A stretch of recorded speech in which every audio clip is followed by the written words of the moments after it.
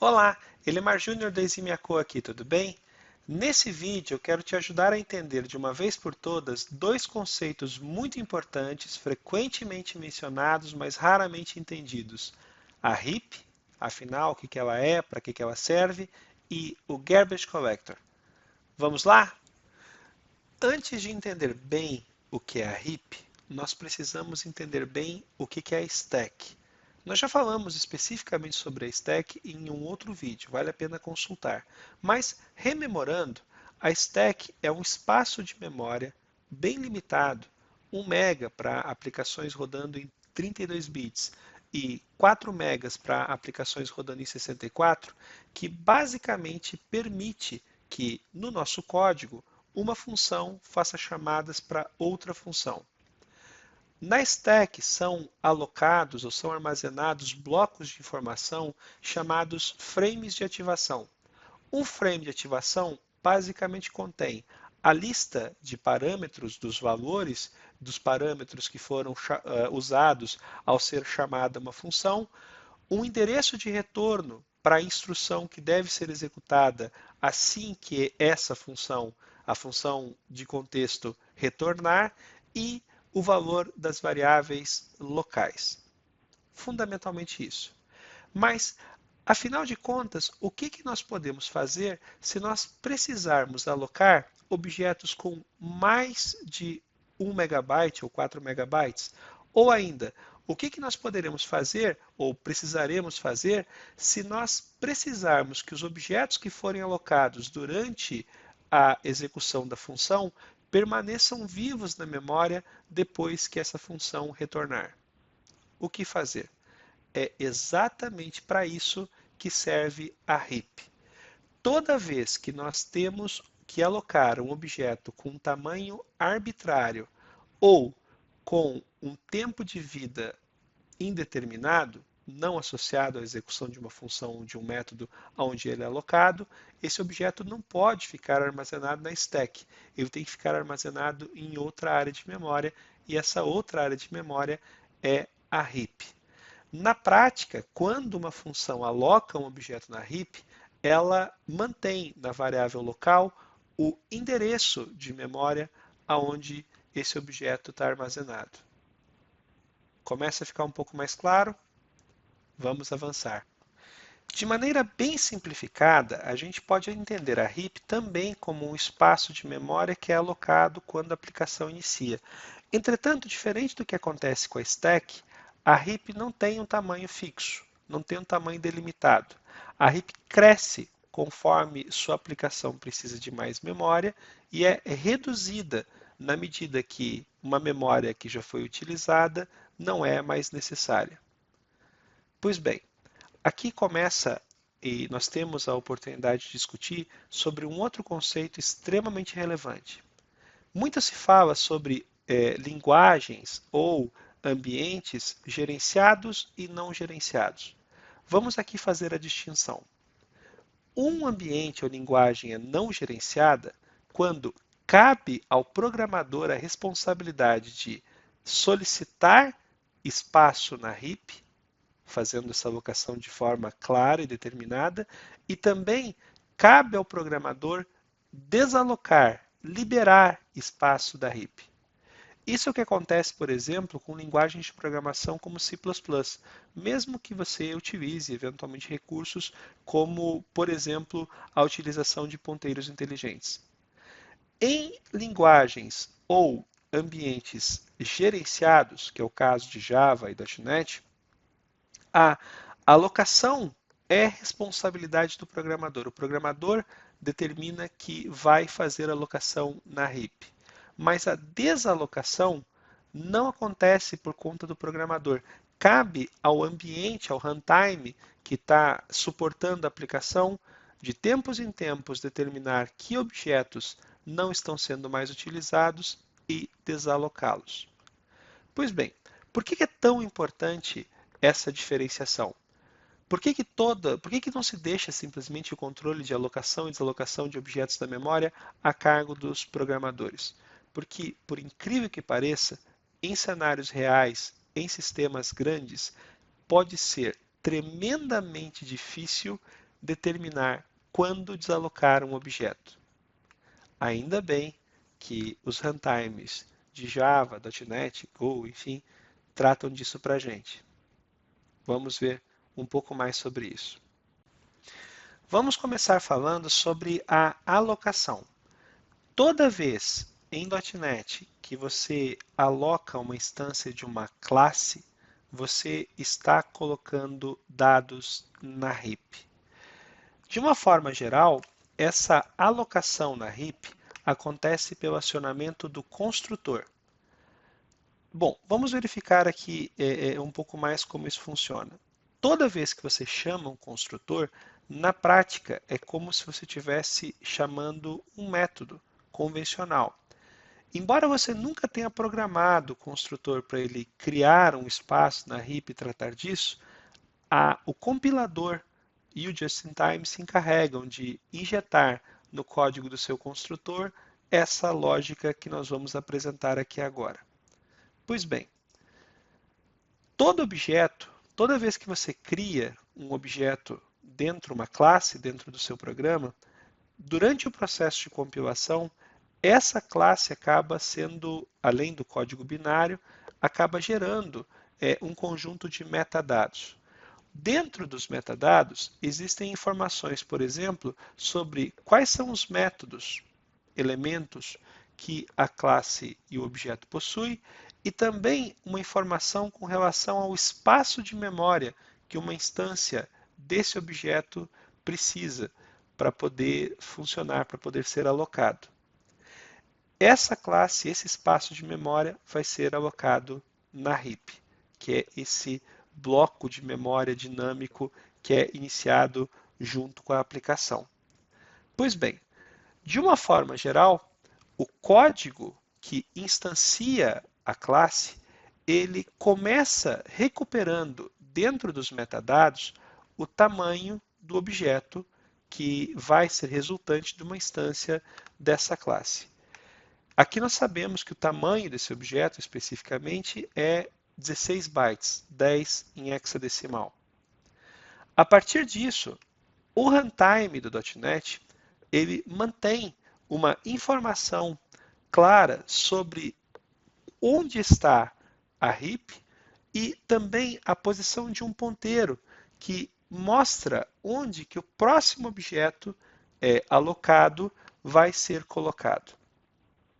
Então, ele recupera essa informação, e aqui nós temos uma representação gráfica que pode te ajudar a entender um pouco melhor isso.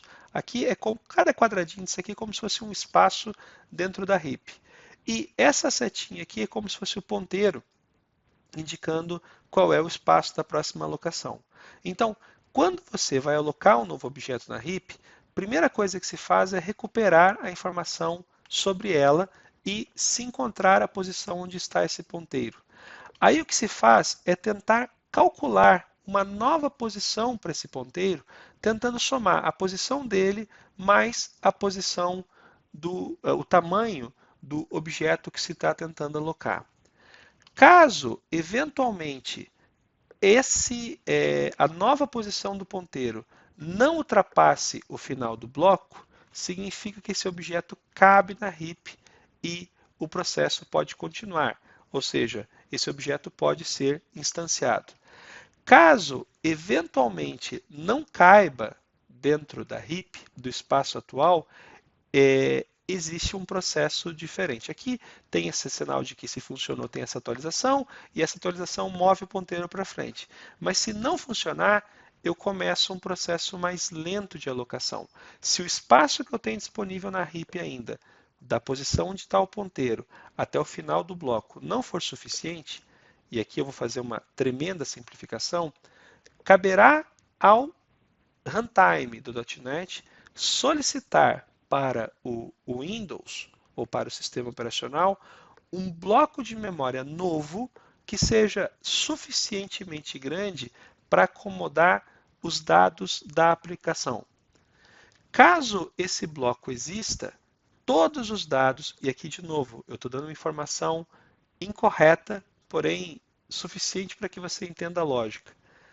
Caso esse bloco exista, todos os dados são movimentados para esse novo bloco e o bloco anterior de memória é liberado de volta para o sistema operacional.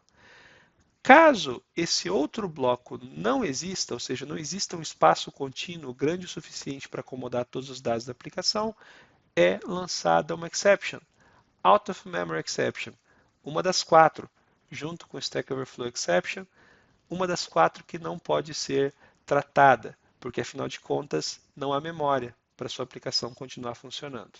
E, fundamentalmente, o seu programa vai parar de funcionar. Isso é muito raro. Isso aqui é uma simplificação, tá? Mas suficiente para que você possa entender o conceito.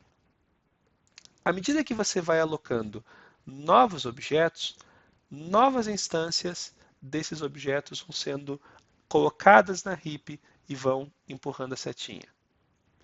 Perfeito? Entendemos? Ok, estamos prontos para avançar. Bom, aqui você, olhando esse código, percebe algo curioso. Eu tenho um while true e em toda execução do fluxo, aqui, em toda repetição, eu faço a criação de uma nova instância da classe foo. Teoricamente, eu estou fazendo aqui a substituição do valor na variável. Aliás, eu estou criando um novo contexto aqui em toda execução, porque está entre chaves. Então, toda vez que essa variável sai de contexto, talvez o esperado seria que o objeto que nós alocamos na heap fosse desalocado. Entretanto, não é isso que acontece, tá? Não é assim que funciona.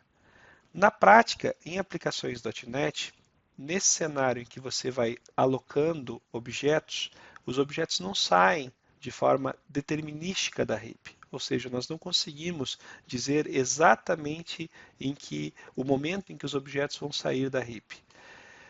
Toda vez que você vai chamando o construtor, você vai criando novas instâncias, até que, eventualmente, provavelmente a heap pode ficar quase cheia, gerando aquele cenário que a gente verificou antes e que você deve imaginar é extremamente tenso, porque, de novo, a aplicação pode cair, caso não exista um bloco contínuo grande o suficiente, e segundo, é meio insustentável, porque na prática mesmo, nenhuma das instâncias de foo que foram criadas nos ciclos anteriores aqui está mais acessível, então, consequentemente, elas não teriam mais razão para permanecer na memória. É aqui que entra o conceito do Garbage Collector.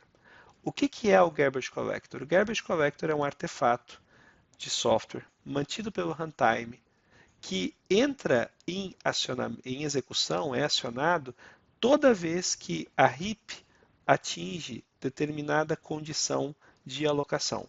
Ou ainda quando o sistema operacional eventualmente demanda memória, enfim.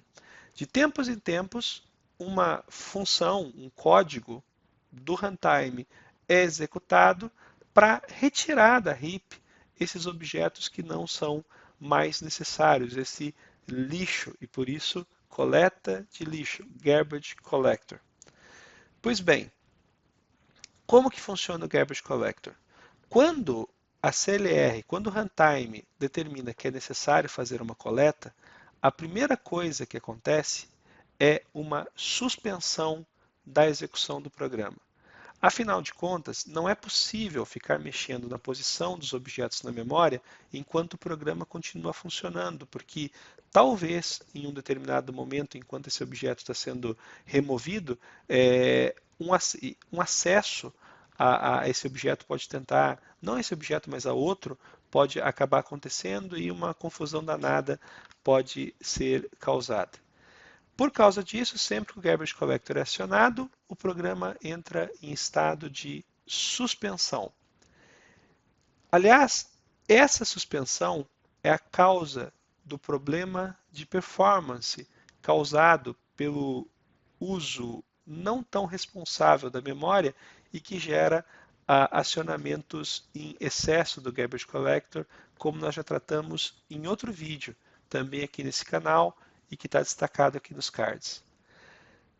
Uma vez feita a suspensão, a segunda parte do Garbage Collector, o primeiro trabalho que o Garbage Collector faz é varrer a heap tentando identificar e marcar todos aqueles objetos que eventualmente não estão sendo usados mais. Nesse nosso código especificamente, talvez somente o último objeto ainda esteja no contexto. Todos os outros não estão mais. Então, todos os outros são passíveis de coleta. O Garbage Collector identifica esses objetos, destrói suas instâncias e passa a executar uma compactação. O que é a compactação? A compactação é a retirada desses objetos da memória e essa retirada dos objetos da memória traz para trás, né, desloca todos os objetos que sobreviveram, juntando todos eles, deixando eles compactadinhos e trazendo a setinha, o ponteiro de alocação para a posição mais ao início da heap possível, a fim de evitar a pressão sobre o sistema operacional e diminuir as chances de uma solicitação de uma nova alocação, que pode ser bem cara. Depois, só depois que a compactação é concluída, acontece o resumo, que é devolver a execução para sua aplicação. Então, veja só, você aloca objetos, esses objetos permanecem na memória por quanto tempo? O quanto o runtime achar que for necessário.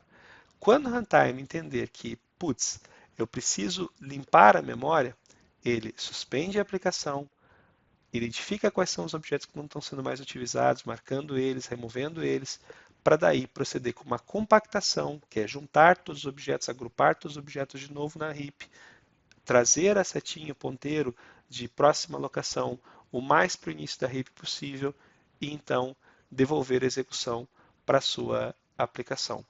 É interessante que nos outros vídeos, o vídeo que nós falamos, por exemplo, sobre a validação do CPF, nós percebemos que a execução do Garbage Collector pode acontecer milhares de vezes em poucos segundos. Milhares de vezes. Entretanto, essas milhares de suspensões têm um impacto muito pesado na performance. Não é uma coisa boa, mas é bem melhor do que ter vazamento de memória, como acontece com as linguagens não gerenciadas. Entendido? Pois bem, se você trabalha com .NET e já vivenciou cenários onde a aplicação está alocando memória em demasia, talvez já tenha se sentido tentado a interfacear com o Garbage Collector a partir do objeto estático GC, que está disponível para sua aplicação. Aliás, é comum, eu acredito que você já tenha tentado usar gc.collect para tentar fazer com que o Garbage Collector executasse a retirada dos objetos da memória. Aqui uma advertência: não faça isso, a menos que você saiba exatamente o que você está fazendo. Por quê? Porque o Garbage Collector opera com base em heurísticas. Ele tem uma série de parâmetros que ele vai ajustando para determinar quando ele deve entrar em execução e quando ele não deve entrar em execução. Toda vez que você, de forma determinística, dá um gc.collect, você está avisando ao Garbage Collector que ele deve ser iniciado e que provavelmente os parâmetros que ele estava utilizando para determinar a necessidade de acionamento estão equivocados. Geralmente, isso conduz a uma piora de performance. Então, não faça isso. Combinado? Tá bom. Bom, seguramente você já deve ter entendido que só são removidos pelo Garbage Collector aqueles objetos que não estão sendo mais utilizados. Aqueles objetos que eventualmente ainda possuam referência no código, ou seja, que ainda sejam utilizados de alguma forma, são preservados. E eles são promovidos de geração. E aqui você começa a entender sobre outro conceito que se fala muito quando se fala sobre Garbage Collection, que é a geração dos objetos. Aqueles objetos que estão na memória, mas que não passaram por nenhum processamento de coleta, eles são ditos de geração zero. Quando acontece uma coleta de lixo e objetos sobrevivem, esses objetos da geração zero são promovidos à geração 1. Quando objetos da geração 1 sobrevivem a uma coleta, eles são promovidos à geração 2. Por que é importante entender a diferença entre geração 0, geração 1 e geração 2? Pois bem, porque toda vez que você executa uma coleta, na prática, a partir daquele ponto, todos os objetos novos, todos os objetos que são alocados depois da coleta são geração 0. E aí existe uma técnica para a implementação de garbage collectors, que é entender que geralmente os objetos que vão morrer primeiro são os últimos que foram alocados. Geralmente é assim. Pensa no comportamento do teu código. Geralmente os primeiros objetos que morrem são os últimos que você alocou.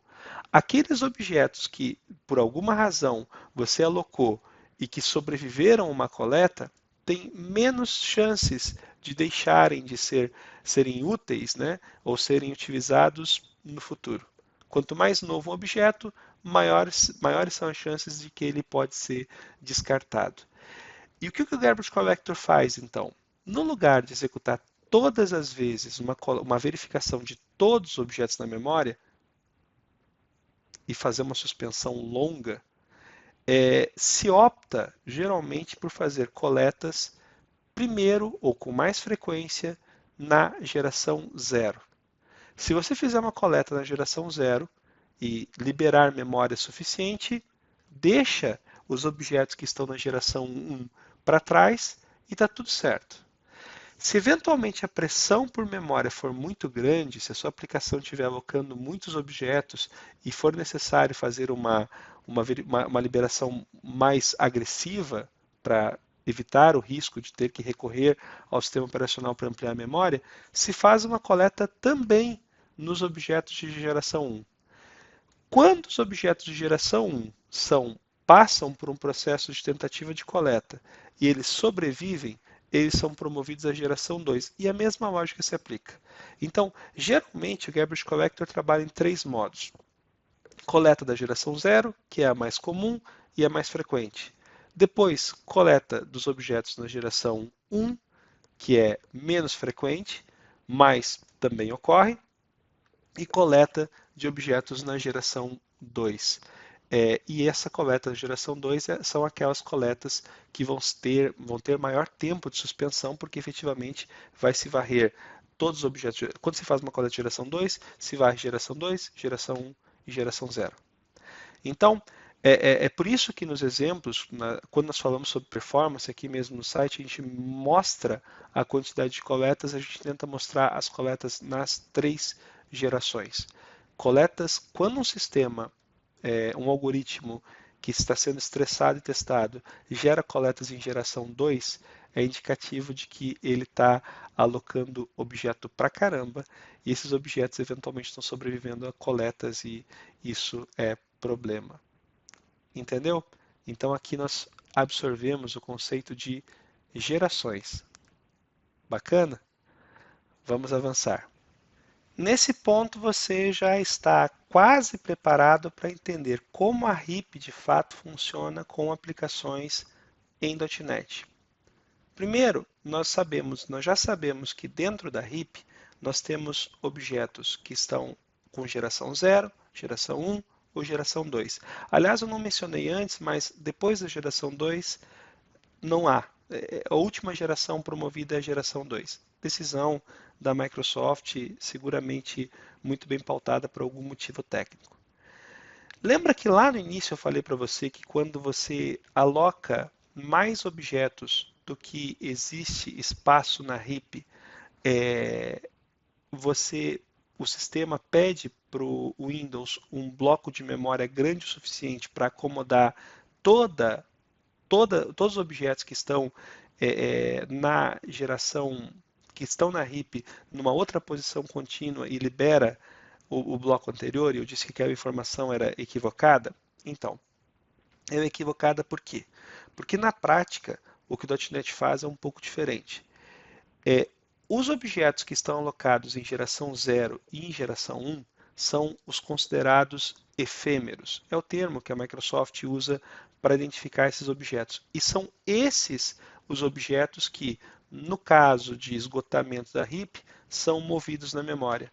Então, se nós formos observar a memória de uma aplicação em .NET, é comum que nós tenhamos vários segmentos de memória alocados, sendo que os segmentos de memória, os primeiros segmentos da heap, os primeiros segmentos de memória apartados da heap são sempre somente com os objetos de geração 2, e o último segmento da heap que foi alocado, ele acaba sendo aquele cara com a geração 1 e com a geração 0, que são os objetos ditos efêmeros. Outro ponto importante a considerar é que durante o processo de coleta, eu falei que sempre acontece suspensão, marcação, compactação e resumo. Não é sempre assim também.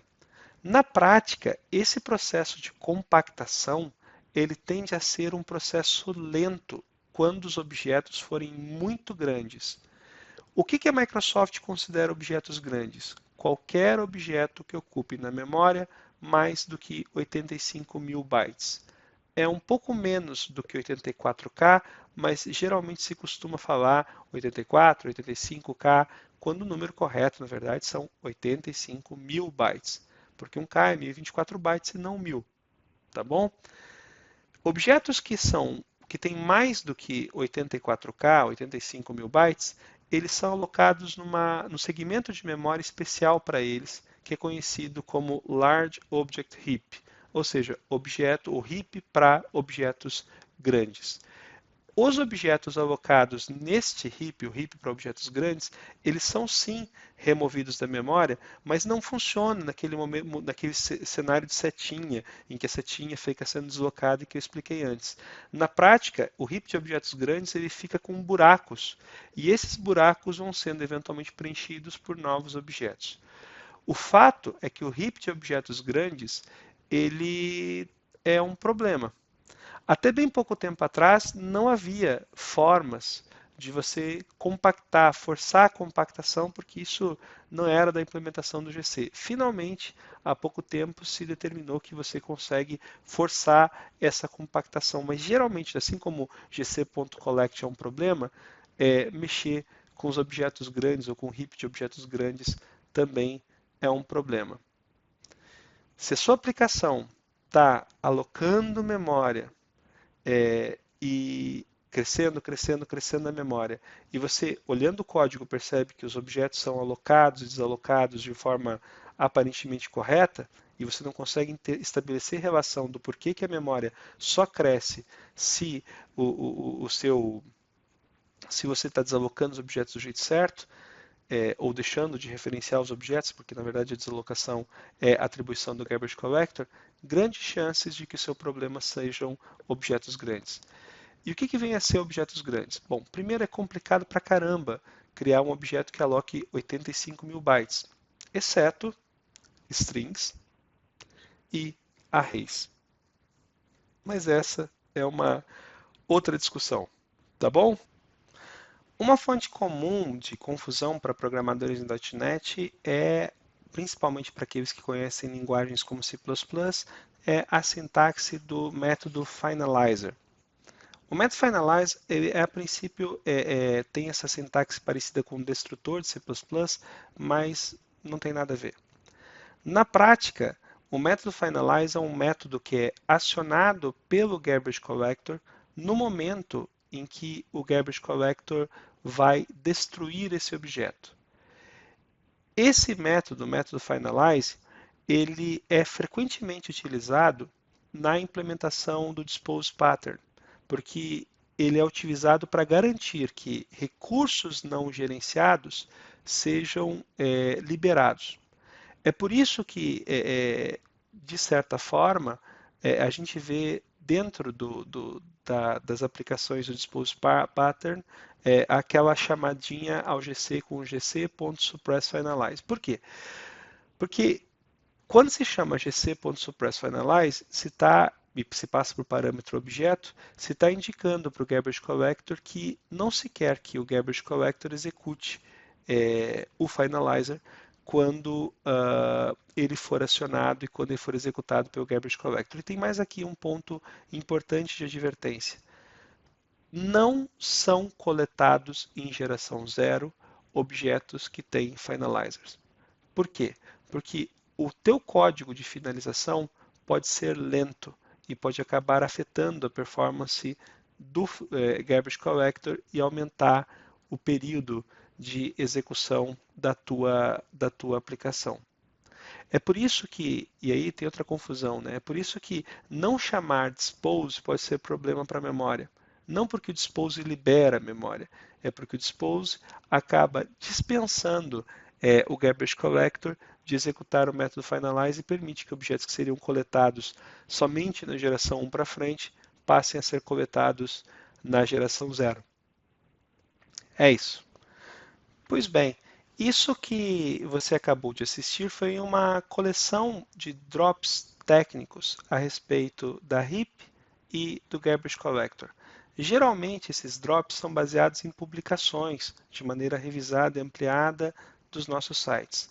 Só que nós falamos tanto sobre Garbage Collector e heap nas nossas publicações, principalmente naquelas que envolvem performance, que seria impossível basear essa publicação, esse vídeo, em qualquer post específico dos nossos sites. Então, é um apanhado geral sobre o GC e sobre a heap, que eu espero que tenha sido suficiente para que você entendesse como ela funciona e quais são as implicações para a performance. Se você gostou desse vídeo, se inscreve no canal e também ativa as notificações, tá bom?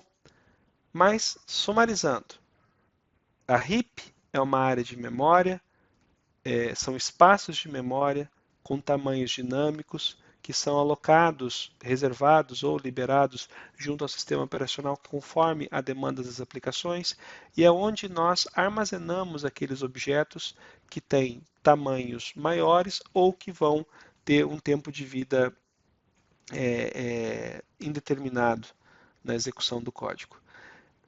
Em aplicações gerenciadas, em aplicações escritas em tecnologias gerenciadas, como .NET e Java, cabe aos programadores a responsabilidade de fazer a alocação de novas instâncias de objeto que são colocados na heap, mas cabe ao GC, ao Garbage Collector, fazer a desalocação desses objetos.